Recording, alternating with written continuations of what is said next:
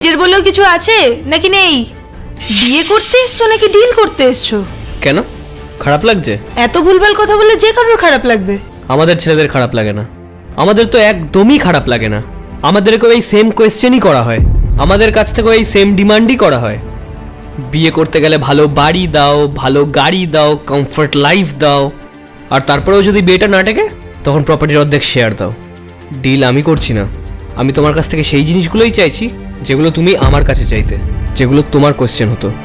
যদি একটা ছেলে তোমার সব কন্ডিশন মেনে তোমাকে নিজের সাথে রাখতে পারে, তাহলে তুমি তো একটা ইন্ডিপেন্ডেন্ট মেয়ে। তুমি কেন আমার সব কন্ডিশন মেনে আমাকে তোমার সাথে রাখবে না? ও, আমি তো আমার কোয়েশ্চেনের অ্যান্সারই পেলাম না। তা বলো, কত স্যালারি তোমার? 45,000। 45,000? বাস? আরে এক মাসে আমার গাড়িতে তো 45,000-এর তেলই লেগে যায়। আরে দুদিনে এই টাকা উড়িয়ে দিই আমি, আর তুমি বলছো যে তুমি আমাকে তোমার বাড়িতে রাখবে? আর বাবাও না, কোথায় পাঠিয়ে দিল আমাকে।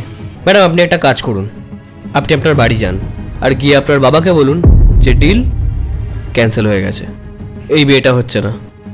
আর হ্যাঁ, নেক্সট টাইম যখন কোনো ছেলের সঙ্গে দেখা করতে আসবেন না, তখন আপনার এই ওয়ার্কিং উইমেন, ইন্ডিপেন্ডেন্ট উইমেনের যে অ্যাটিটিউডটা নিজের পকেটে ভরে আসবেন।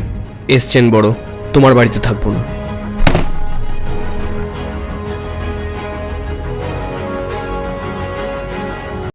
নেক্সট এপিসোড দেখার জন্য আমাদের চ্যানেলটি সাবস্ক্রাইব করুন।